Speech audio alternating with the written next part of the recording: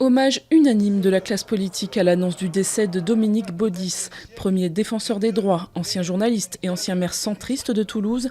Il est mort à 66 ans d'un cancer généralisé.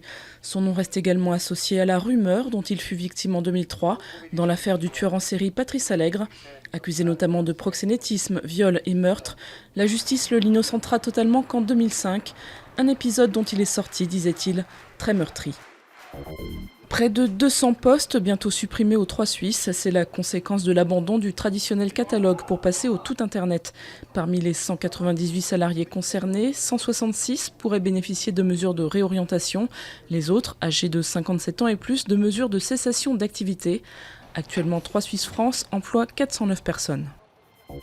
Visite d'État de François Hollande au Mexique, l'occasion de tourner la page après la crise diplomatique de l'affaire Florence Cassé.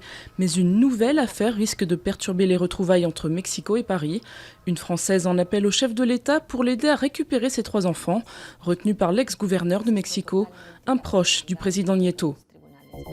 Le spectre d'une guerre du gaz ressurgit après un avertissement de Vladimir Poutine. Pour le président russe, la crise ukrainienne menace directement l'approvisionnement en Europe. Les assauts des séparatistes dans les grandes villes de l'Est russophone ont ravivé les tensions, malgré la promesse de Kiev d'amnistier ceux qui déposent les armes. Alain Finkielkraut est immortel, n'en déplaise à ses détracteurs. Le très médiatique philosophe de 64 ans a été élu à l'Académie française dès le premier tour.